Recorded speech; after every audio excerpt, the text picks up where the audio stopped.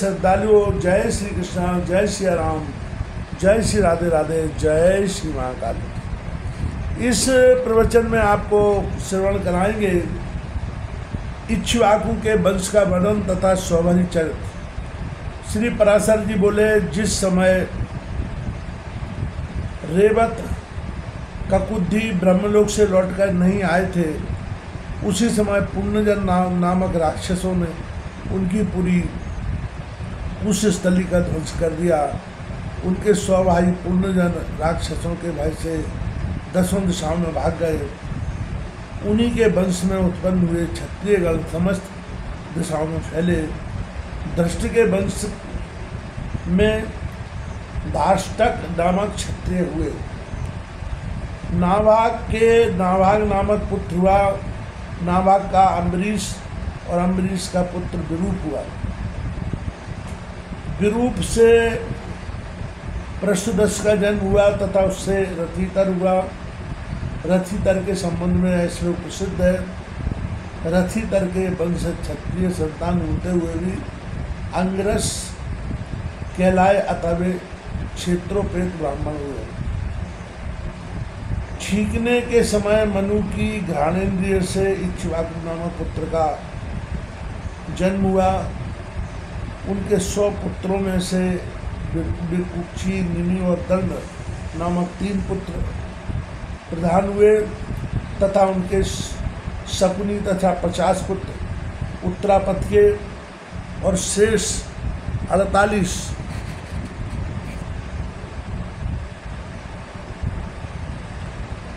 दक्षिणापथ के शासक हुए। इक्ष्वाकु ने अष्ट का श्राद्ध का आरंभ कर अपने पुत्र विकुक्षी को आज्ञा दी कि श्राद्ध के योग्य मांस लाओ। उसने बहुत अच्छा कहकर उनकी आज्ञा को स्वीकार किया और धनुष बाण लेकर वन में आ गया। अनेकों मृगों का वध किया, किंतु अति थका मांदा और अत्यंत भूखा होने के कारण विकुक्षी ने उनमें से एक शशक खरगोश खा लिया और बचा हुआ मांस लाकर अपने पिता को निवेदन किया। उस मांस का प्रोक्षण करने के लिए प्रार्थना किए जाने पर इक्ष्वाकु के कुल पुरोहित वशिष्ठ जी ने कहा, इस अपवित्र मांस की क्या आवश्यकता है? तुम्हारे दुरात्मा पुत्र ने इसे भ्रष्ट कर दिया है, क्योंकि उसने इसमें से एक शशक खा लिया है। गुरु के ऐसा कहने पर तभी से विकुक्षी का नाम शशाद पड़ा और पिता ने उसको त्याग दिया। पिता के मरने के अनंतर उसने इस पृथ्वी का धर्मानुसार शासन किया। उस शशाद के पुरंजय नामक पुत्र हुआ। पुरंजय का भी यह एक दूसरा नाम पड़ा। पूर्व काल में त्रेता युग में एक बार अति भीषण देवासुर संग्राम हुआ। उसमें महाबलवान दैत्यगण से पराजित हुए। देवताओं ने भगवान विष्णु की आराधना की। तब आदि अंत शून्य अशेष जगत पालक श्री नारायण ने देवताओं से प्रसन्न होकर कहा, आप लोगों का जो कुछ अभिष्ट है वह मैंने जान लिया है। उसके विषय में यह बात सुनिए। राजर्षि शशाद का जो पुरंजय नामक पुत्र है, उस क्षत्रिय श्रेष्ठ के शरीर में मैं अंश मात्र से स्वयं अवतीर्ण होकर उन संपूर्ण दैत्यों का नाश करूँगा। अतः तुम लोग पुरंजय को दैत्यों के वध के लिए तैयार करो। यह सुनकर देवताओं ने विष्णु भगवान को प्रणाम किया और पुरंजय के पास आकर उससे कहा, हे क्षत्रिय श्रेष्ठ, हम लोग चाहते हैं कि अपने शत्रुओं के वध में प्रवृत्त हम लोगों की आप सहायता करें। हम अभ्यागत जनों का आप मान भंग न करें। यह सुनकर पुरंजय ने कहा, ये जो त्रैलोकनाथ शतक्रतु आप लोगों के इंद्र हैं, यदि मैं इनके कंधे पर चढ़कर आपके शत्रुओं से युद्ध कर सकूं तो आप लोगों का सहायक हो सकता हूँ। यह सुनकर देवगण और इंद्र ने बहुत अच्छा ऐसा कहकर उनका कथन स्वीकार कर लिया। फिर वृषभ रूपधारी इंद्र की पिंड पर चढ़कर चराचर गुरु भगवान अच्युत के तेज से परिपूर्ण होकर राजा पुरंजय ने रोषपूर्वक सभी दैत्यों को मार डाला। उस राजा के बैल की ककुद कंधे पर बैठकर दैत्य सेना का वध किया था, अतः उसका नाम ककुस्थ पड़ा। ककुस्थ के अनेना नामक पुत्र हुए। अनेना के पृथु, पृथु के विष्णुराश, उनके चांद्र युगनाश तथा उस चांद्र युगनाश के शाश्वत नामक पुत्र हुआ, जिसने सावस्ती पूरी वसाई थी। सावस्त के बृहदस्व तथा बृहदस्व के कुबलायाश्व का जन्म हुआ, जिसने वैष्णव तेज से पूर्णता लाभ कर अपने 21 सहस्त्र पुत्रों के साथ मिलकर महर्षि उदक के अपकारी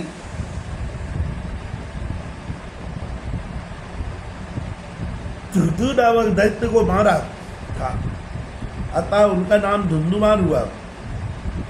उनके सभी पुत्र धुंधु के मुख से निकले हुए निश्वास साग्नि से जलकर मर गए। उनमें से केवल एक द्रोणांश, चंद्रांश और कपिलांश, ये 3 ही बचे थे। द्रोणांश से हर्यश्व, हर्यश्व से निकुंभ, निकुंभ से अमिताश, अमिताश से कृशाश, कृशाश से प्रसेनजित और प्रसेनजित से युगनाश का जन्म हुआ। युगनाश निस्संदेह निस्संतान होने के कारण खिन्न चित्त से मुनीश्वरों के आश्रम में रहा करता था। उसके दुख से द्रवीभूत होकर दयालु मुनिजनों ने उसके पुत्र उत्पन्न होने के लिए यज्ञानुष्ठान किया। आधी रात के समय उस यज्ञ के समाप्त होने पर मुनिजन मंत्रपूत जल का कलश वेदी में रखकर सो गए।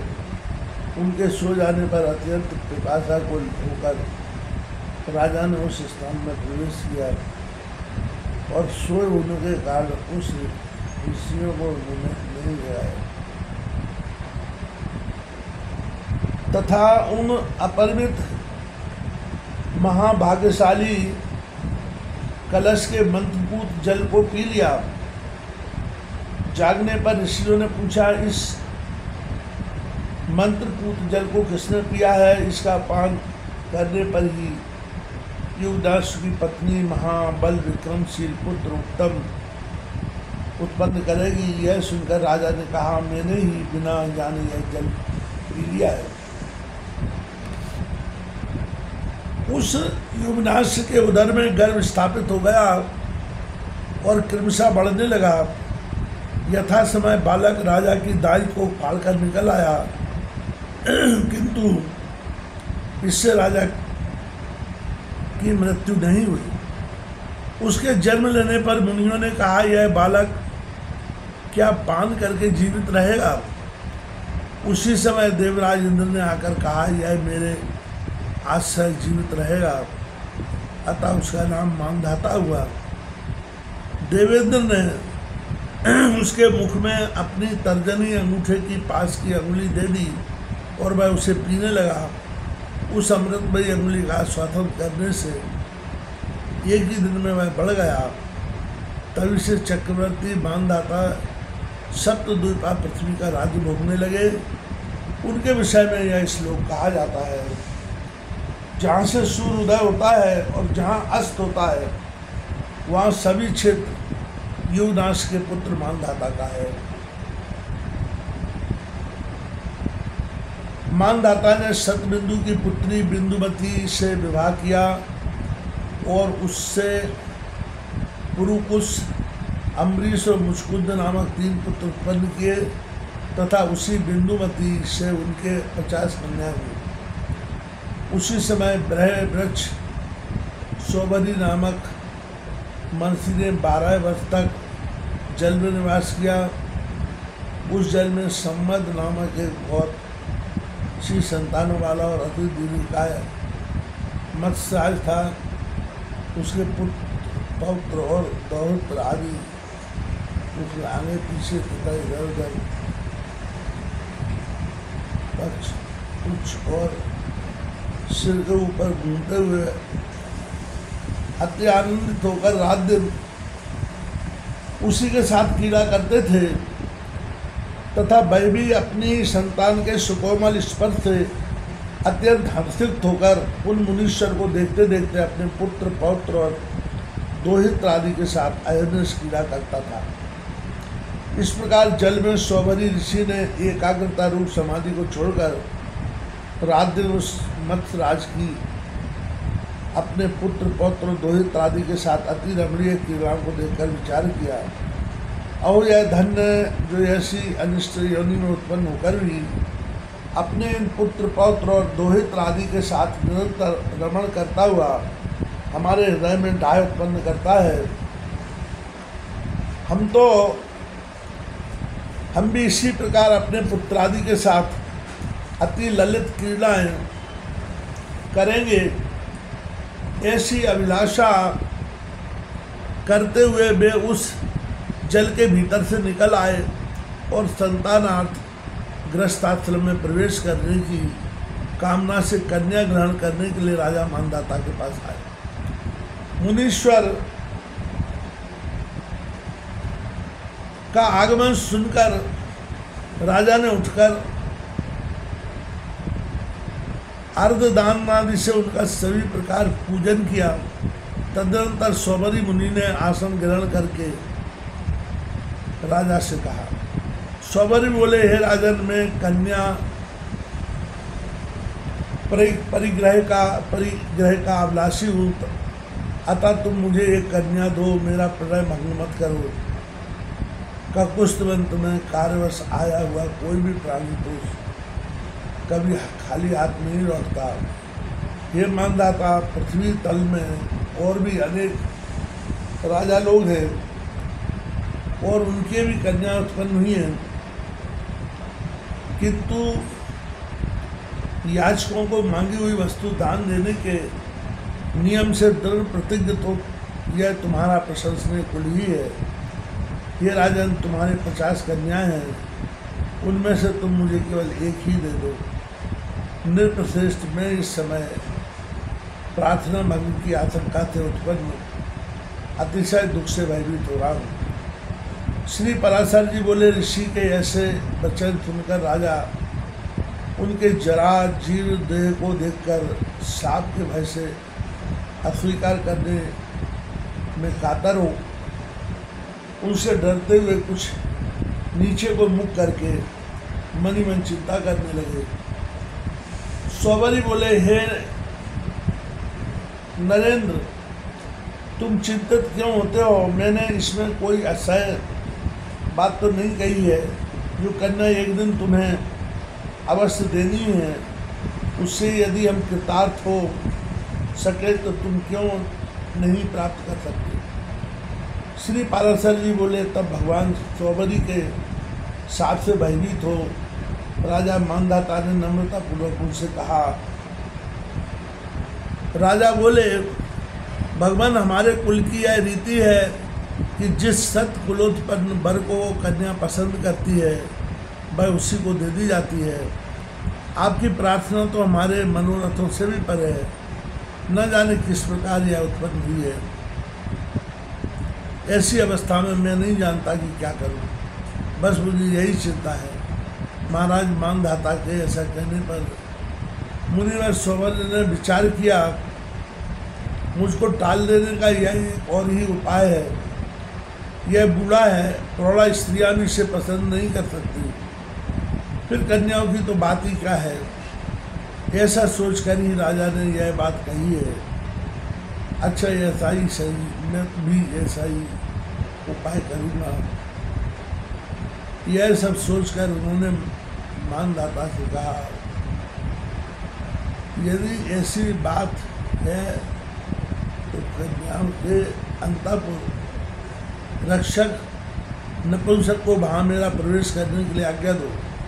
यदि कोई कन्या ही मेरी इच्छा करेगी तो ही मैं स्त्री ग्रहण करूँगा, नहीं तो इस ढलती अवस्था में मुझे इस व्यर्थ उद्योग का कोई प्रयोजन नहीं है। ऐसा कहकर वे मौन हो गए। तब मुनि के शाप की आशंका से मानधाता ने कन्याओं के अंतःपुर रक्षक को आज्ञा दे दी। उसके साथ अंतःपुर में प्रवेश करते हुए भगवान स्वरी ने अपना रूप सकल सिद्ध और गंधर्वगण से भी अतिशय मनोहर बना लिया।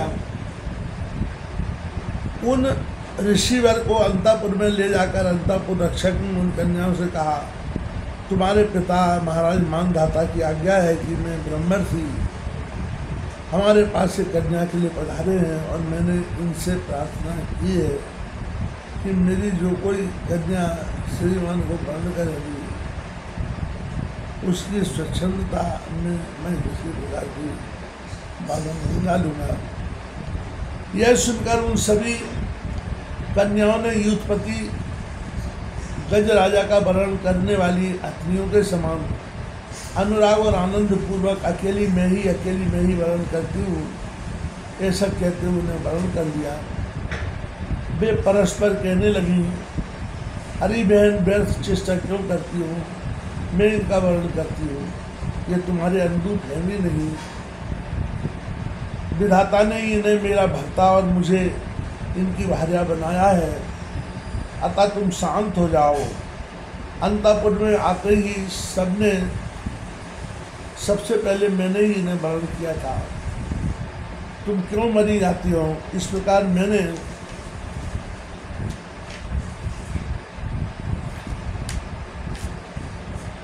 वर्णन किया है।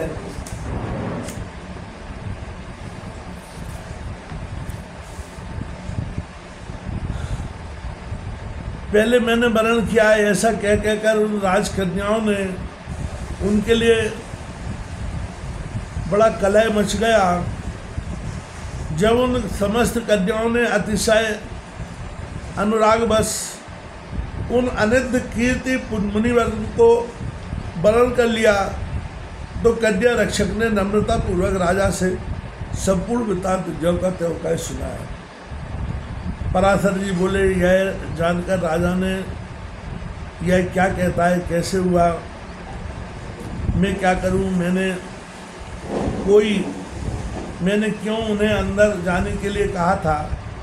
इस प्रकार सोचते हुए अत्यंत व्याकुल चित्त से इच्छा न होते हुए भी जैसे तैसे अपने वचन का पालन किया और अपने अनुरूप विवाह संस्कारों के समय होने वाली महर्षि सौवरी उन समस्त कन्याओं को अपने आश्रम पर ले गए। वहां आकर उन्होंने दूसरे विधाता के समान